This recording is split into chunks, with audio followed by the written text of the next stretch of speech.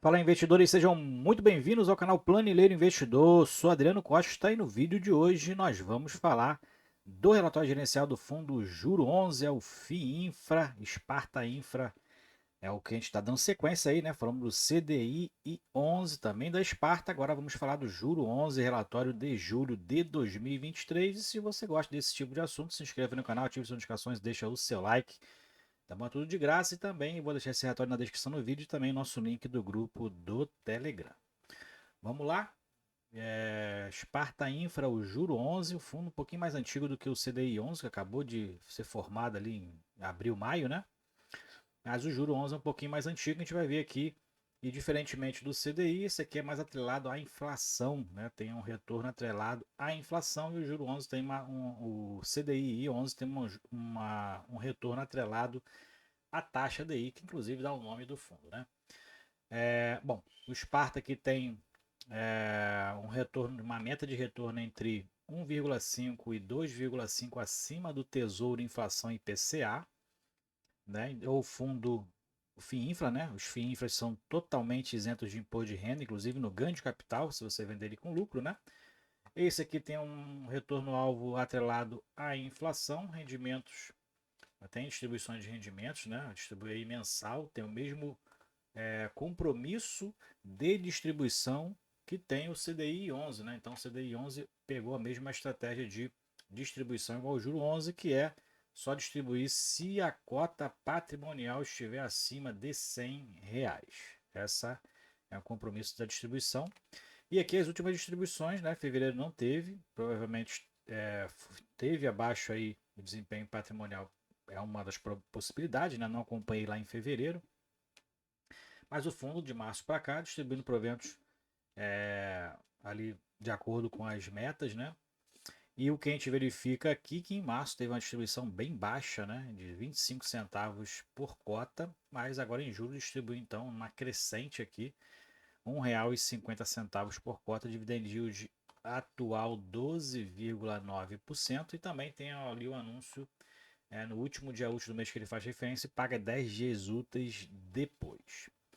No resumo do mês, a gente já viu o dividend yield, né? Cota patrimonial 103,47, então tem uma reserva aí em relação à distribuição de R$ 3,47, né? Naquela meta de distribuir acima de R$ 100.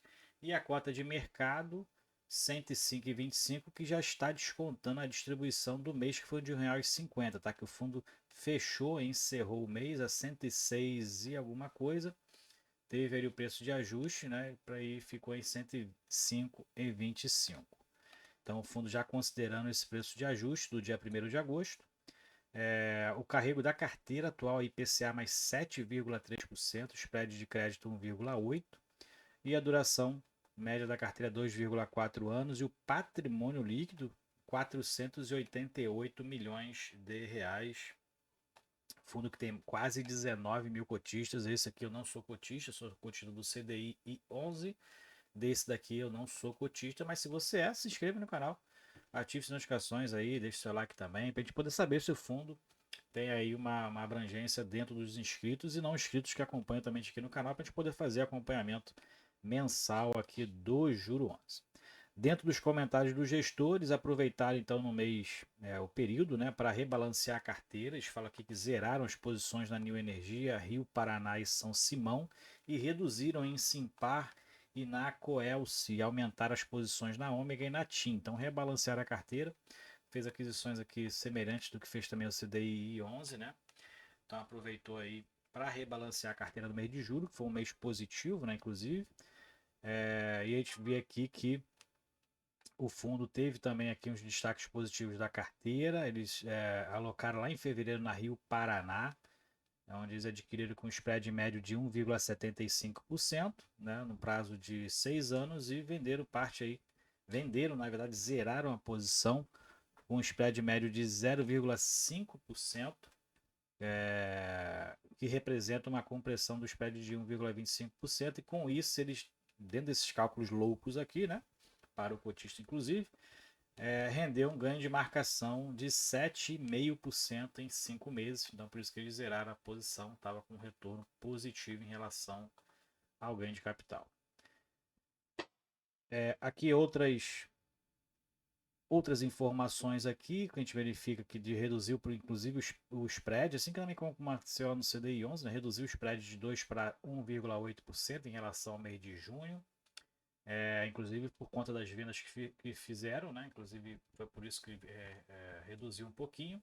E o fundo tiveram aí, né, em relação aos ganhos de mercado, em relação também ao objetivo do fundo, teve aí a carteira foi positiva no mês de julho também por conta do IMA B5 que foi de 1% no mês, né? Foi positivo e que favoreceu aí aos juros da carteira, né?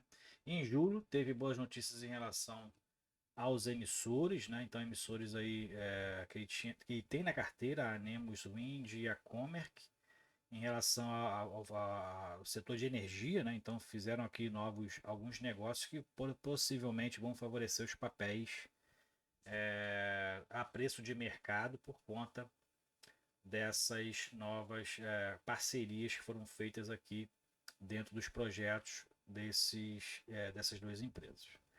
E alguns comparativos que fizeram em relação ao CDI 11, né? Porque o CDI 11 distribuiu um provento bem alto no mês de julho, né? Pagando agora no mês de agosto.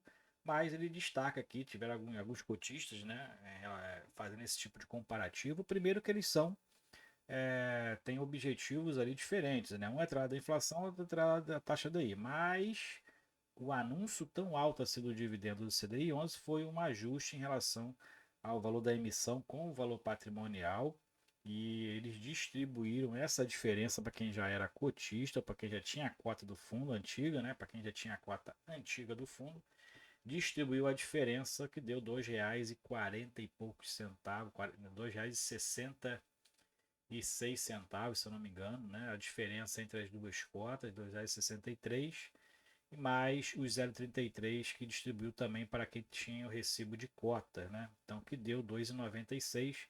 Foi exatamente essa diferença em relação à cota de emissão, o valor de emissão, para o valor patrimonial e fechamento de julho. Então, o fundo distribuiu essa diferença, né? Para quem já era cotista, para não ter, para equalizar em relação ao valor patrimonial que seria integralizado. Então, foi uma atitude até legal para poder não prejudicar tanto assim o cotista, que para quem já era cotista, né, em relação ao valor da emissão, tá bom? Então essa foi a principal diferença, né? Então só para poder esclarecer, né? Porque como são fundos de mesma gestora, tem um desempenho diferente, mas mesmo assim o Juro 11 distribuiu R$ 1,50, né? Bom desempenho, um desempenho crescente, inclusive em relação às últimas distribuições, né? E a gente verifica aqui que o fundo está ainda com aquela reserva em relação ao valor de R$ 100 patrimonial, de R$ 2,42 para o mês, então está com essa reserva aí, porque o fundo tem um compromisso de distribuir somente se a cota patrimonial estiver acima de R$ 100. Ok? Mais para baixo a gente verifica novamente o quadro de distribuição agora dos últimos 12 meses. Então a gente verifica que no ano de 2022 o fundo teve um desempenho melhor em relação à distribuição, né? O IPCA também estava mais alto, agora o IPCA está bem baixo, né? Então tem aí, inclusive, afetado, né? Os CRAs aí, as debêntures, né? Que são atreladas ao IPCA. E mais para baixo a gente verifica que o desempenho, né, do IMA B5 em relação ao Sparta Infra. Então, como tem aí o objetivo tem ali a rentabilidade de alvo exatamente esse índice, né, que é o IPCA do Tesouro, né, então tem esse IMA B5 aqui. Então ele faz esse tipo de comparativo desde lá da criação dele em dezembro de 2021. Mais para baixo a gente verifica o desempenho desde o início também. Então é o IMA B5 mais 8,81% a diferença, né, aí em relação à performance. E aqui também a gente verifica que o fundo teve um rendimento de 2,4% impactado positivamente.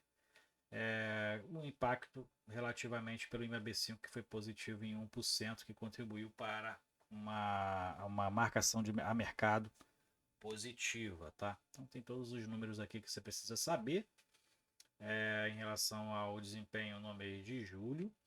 Então, IPCA a gente verifica que nos últimos 12 meses 3,5%, um carrego de 6%, mais uma marcação de 1,4%. o IMA B5 foi de 11,3%, né? Então, o fundo teve aqui o IMA B5, mais o carrego de crédito, marcação a mercado e alocação dinâmica, teve aqui as outras despesas, né? E total aí, nos últimos 12 meses, o fundo com um desempenho de distribuição de 15,9% de resultado, né? Na composição da carteira, a gente verifica as debêntures que ele tem em carteira, então a maioria também do setor de energia. Algumas repetições, claro, aqui em relação às empresas, né? Em relação aqui ao emissor, né? Mas são grandes empresas de mercado também, né? E empresas que têm ali aquela receita praticamente garantida, que são as distribuidoras, as transmissoras de energia, né? E tem inclusive grandes empresas aqui de mineração, das commodities, né? Telefonia, logística, saneamento, óleo e gás. Então tem aqui empresas renomadas aí no mercado, né? Fundo com praticamente tudo alocado nos ativos alvo. E a gente verifica que no setor de energia também o principal 42% está alocado no setor de energia, né? Então é uma característica aí dos FIINFRAs, né? Dos FIINFRAs, principal aí é investimento na infraestrutura do setor de energia. E aqui a gente vê a alocação, né? O fundo não está alavancado, né? Como a gente verifica aqui na soma da composição dos ativos, né? Então tem o caixa 1%, letra financeira, na verdade, caixa está um pouquinho maior, 10%, letras financeiras 1% e 89% em debêntures.